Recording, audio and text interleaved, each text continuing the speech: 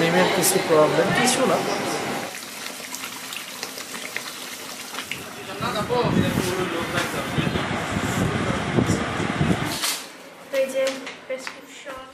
আসসালামু আলাইকুম, আশা করি আপনারা সবাই ভালো আছেন আর আমরাও আছি আলহামদুলিল্লাহ ভালো। তো আজকে ব্লগটা শুরু করছি রান্নাবান্না দিয়ে। বড় একটা মাছের মাথা ছিল আর ছিল পাবদা মাছ, তো ভাবলাম যে মাছ দিয়ে মুড়িঘণ্ট করি। তো এখানে লবণ, হলুদ, তারপর হচ্ছে একটু মরিচের গুঁড়া দিয়ে আমি মাছের মাথাটা ভেজে নিচ্ছি। তো প্রথমে হচ্ছে আমি এক অংশটা দিছি, আর বাজার থেকে কেটে আনা হয়েছে, তো মানে মাছের মাথার সাথে মনে হয় একদমই সামান্য পরিমাণে মাছ রেখে কাটছিল। আর মাথাটা কিন্তু অনেক বড় ছিল, দেখে বোঝা যাচ্ছে না। তো প্রথমে হচ্ছে আমি একটু পেঁয়াজ বেরেস্তা করে নিছি লাস্টে দেওয়ার জন্য। তো মুড়িঘণ্টের ভিতরে আমার পেঁয়াজ বেরেস্তা অনেক বেশি ভালো লাগে। আর এই সাইডে হচ্ছে আমি পাবদা মাছ ভুনা করব, এই কারণে পেঁয়াজটা ভেজে নিলাম। অলরেডি আমি হচ্ছে এখানে মশলা টশলা দিয়ে পাবদা মাছটা ভুনা করতে দিছি। আর এই সময়টা কিন্তু প্রচণ্ড পরিমাণে গরম ছিল, গরমে মনে হচ্ছিল যে অতিষ্ঠ হয়ে যাচ্ছি। মাঝখানে কয়েকদিন তো বেশ ঠান্ডা পড়েছিল, আবারও কিন্তু ঢাকাতে প্রচুর পরিমাণে গরম শুরু হয়ে গেছে। তো আমি হচ্ছে আগেই মুগ ডালটা সিদ্ধ দিয়েছিলাম সব মশলা টশলা দিয়ে। তো মানে এই মুগ ডালটা এত ভালো ছিল, আমি একটা শীষ দিচ্ছি আর এর মানে একদমই গলে মানে একদম ভর্তা টাইপের হয়ে গেছে। আমার কাছে মুড়িঘণ্টের ডালটা একটু আস্তে আস্তে থাকবে, ওইটা ভালো লাগে। বাট আজকে আমি বুঝতে পারিনি ডালটা এত পরিমাণে মানে হয়ে গেছে, একদম মানে কি বলবো, পুরাই মনে হচ্ছে যে ভর্তা টাইপের হয়ে গেছে। তো এখন হচ্ছে আমি এইখানে একটু পেঁয়াজ ভেজে নিলাম, একটু পেঁয়াজ, রসুন আর শুকনো মরিচ দিয়ে তেলে দিয়ে দিলাম। আর প্রচণ্ড গরমে ক্লান্ত লাগতেছিল। আমার হাজব্যান্ড এই যে ভালোবেসে আমার জন্য এখানে 1 গ্লাস শরবত করে দিয়েছে। শরবতটা হচ্ছে লেবু আর চিনি দিছে, লেবু চিনি দিয়ে আমাকে খুব সুন্দর মজার একটা শরবত করে দিছে। এমন হাজব্যান্ড পাশে থাকলে আসলে কষ্টটা কষ্ট মনে হয় না। তো এখানে হচ্ছে আমি ডালটা একটু পানি দিয়ে করে নিলাম, যেহেতু একদমই ঘন হয়ে গিয়েছিল। হালকা একটু মানে ঝোল টাইপের রাখবো, একদমই গাঢ় করব না। ডালটা ঠান্ডা হয়ে গেলে দেখা যাবে যে আরও গাঢ় হয়ে যাবে। তো আমি ভেজে নেওয়া সেই মাথাগুলা দিয়ে দিলাম।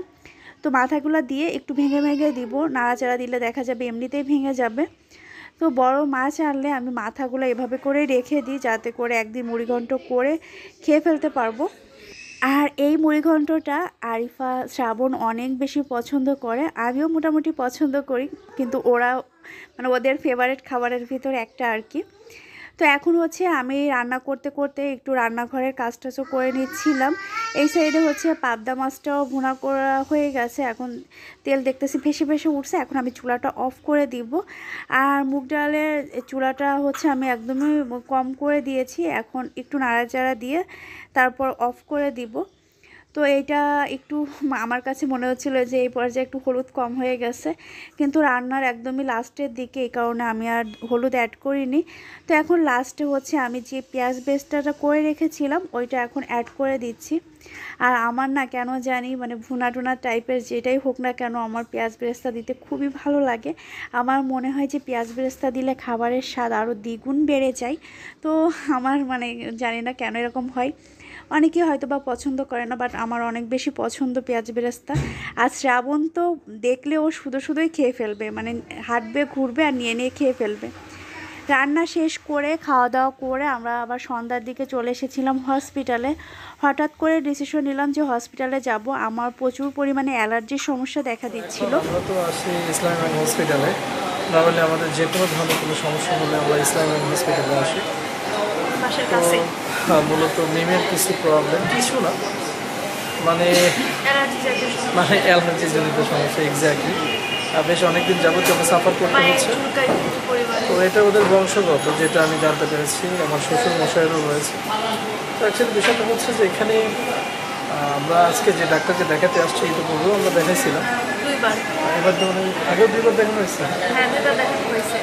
বাট এখানে কিছু বিধিনিষেধ রয়েছে, সেটা হচ্ছে যে বাচ্চা থাকাকালীন সময় নাকি যে ওষুধটা দিলে খুব ইফেক্টিভ হবে ওটা দেওয়া যাচ্ছে না বা দিতে পারে না। তো আজকে আবারও বেশ লম্বা সময় পরে আজকে আমরা আসছি, তো দেখি কি হয়। আর এই বিষয়টা নিয়ে আমার মনে হয় যে পিজিতে গিয়েছিলাম না, হ্যাঁ, তো পিজির ডাক্তার মহোদয় তাদেরকেও মনে হয় দেখানো হয়েছিল। তো যাই হোক, এখন বিষয় হচ্ছে যে আমরা আসছি, দেখি ডাক্তার দেখাই, ডাক্তার মহোদয় কী বলেন।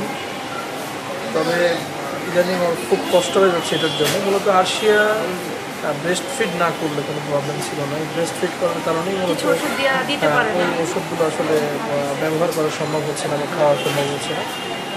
তো দেখি কী হয় শেষ পর্যন্ত। আপনার ওর জন্য দোয়া করবেন। ও আসলে মানে এই বিষয়টা নিয়ে দেখা যায় হরমেশে খুব রাগারাগি করে বাচ্চার উপরে অনেক সময়। তো এটা খুবই দুঃখজনক। মানে পায়ের নিচে, অর্থাৎ ওটা মানে কী বলবো যে তালুতে, পায়ের তালুতে, পায়ের পাতায় না, পাতা তো উপরে, তালু পায়ের যেটা তালুতে আর কি, মানে পায়ের নিচের অংশে। তো ঠিক আছে, সাথে থেকে দেখা যাক কী হয়, ডাক্তার কী বলে আপনাদের। আর আমার হাজবেন্ডের সাথে কোথাও যেয়ে একটুও শান্তি পাই না, কারণ ও হচ্ছে সব সময় ওর ফোন আসে আর সব সময় ও ফোন নিয়ে ব্যস্ত হয়ে যায়, আর আমার চুপচাপ বসে মানে ওর দিকে তাকাই থাকতে হয়, কোনো আর কাজ নেই। তো অবশেষে ডাক্তারটা দেখাইলাম, আর এর আগেও এই ডাক্তারকে আমরা 3বার দেখাইছি। এখন আবার নতুন ওষুধ দিছে, জানি না অ্যালার্জির এই সমস্যা কখনো কোনো দিনও শেষ হবে কি না। আমার মনে হয় না যে এই জীবনেও শেষ হবে। ডাক্তার নিজেও বলছে যে এইটা হচ্ছে ওষুধ খেলে ঠিক হবে, না খেলে আবার বাড়বে। মানে এটা আমার সারা জীবনের একটা সঙ্গী, এই রোগটা আমার সারা জীবন আমার সাথে বয়ে নিয়ে বেড়াতে হবে। ভাবতে খুব কষ্ট লাগে। যাই হোক, যাদের অ্যালার্জির সমস্যা আছে তারা বুঝবে এই কষ্টটা কতটা যন্ত্রণা দেয়। যাই হোক, এখন চলে এসেছি আমরা টুকিটাকি সংসারের জন্য কেনাকাটা করতে। আর আমাদের আজকে কেনাকাটা ছিল হ্যাঙ্গার। তো হ্যাঙ্গার কি কিনবো, কোনটা নিব, এটা ডিসিশন নিচ্ছিলাম। আর এই সাইডে কাপগুলো দেখে আমার অনেক বেশি ভালো লাগতেছিল। আমরা মেয়েরা সাধারণত ঘরের জিনিস দেখলে কিন্তু পাগল হয়ে যায়, মনে হয় নিয়ে নিই, যতই থাকুক আর যাই হোক। আমার তো কাপগুলো দেখে নিতে ইচ্ছা হচ্ছিল, বাট নেওয়া হয়নি। তারপরে এই তেলের জারটা দেখলাম, তেলের জারটা দেখে আমার মনে হচ্ছিল এটা আমার দরকার, পরবর্তীতে আমি এটা নিয়েছি। আর হ্যাঙ্গার আমরা এখান থেকে নিব হচ্ছে মনে হয় 20টার মতো। আর এরও আগে হচ্ছে শ্রাবণ হ্যাঙ্গার নিয়ে আসছিল, ওইটা ওর চ্যানেলে আছে। ওই হ্যাঙ্গারগুলো সবগুলো আমার শাড়িতে লাগানো হয়ে গেছে, শাড়ি আমি হ্যাঙ্গারে রাখছি আর কি।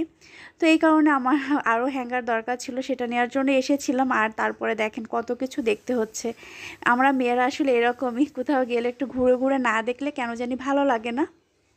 এখানে আসার পরে এই কৌটাগুলো আমার বেশ ভালো লাগতেছিল। এগুলা দেখতে কিন্তু কাঁচ মনে হচ্ছিল না, কিন্তু এগুলা কিন্তু কোনোটাই কাচের ছিল না, এগুলা প্লাস্টিকের ছিল, বাট প্লাস্টিকটা বেশ উন্নত মানের ছিল। আর এই যে এই জারগুলো আমার খুব ভালো লাগতেছিল, কাঠের ঢাকনা ছিল, প্রাইস ছিল মাত্র 300 টাকা। তো অন্যান্য ইসে দেখলাম যে আরও দাম বেশি, তো এখানে 300 আমার কাছে মোটামুটি মনে হলো যে ঠিক আছে। আর কাচের হলে আরও বেশি ভালো হইতো, 300 টাকায় প্লাস্টিকের জিনিস কিনতে একটু কষ্টই লাগে, তাও এত ছোট কৌটা। যাই হোক, টুকিটাকে আমাদের সংসারের জিনিস কিনে এখন বাসায় চলে এসেছি। এই যে প্রেসক্রিপশন, ওষুধ, তারপর তেলের এটা নেওয়া হয়েছে, যদিও এটা বেশি দিন টিকে না, মানে গরম গরম চুলার আছে আর কেমন জানি হয়ে যায়, যেহেতু প্লাস্টিক, আর প্লাস্টিকটাও অত ভালো প্লাস্টিক না। এটা নিচে হচ্ছে 150 টাকা। তারপরে এই সুইটা নিচে, আমাদের সুইর ধার শেষ, এটা নিচে 140। আর এখানে 1 বস্তা হ্যাঙ্গার আনা হয়েছে, দেখেন এই 1 বস্তা হ্যাঙ্গারের দাম কত? কমই আছে, 120 করে। এখানে একটা 170 টাকা। ও এক বান্ডিল 5 বান্ডিল আছে, 4 বান্ডিল 120 করে, আর এক বান্ডিল হচ্ছে 170। 30 টাকা আছে। এই যে এটার দাম শুধু একটু বেশি, আর কিছু নেই। আজকের ভিডিও এখানে শেষ করতেছি। সবাই ভালো থাকবেন, আল্লাহ হাফেজ।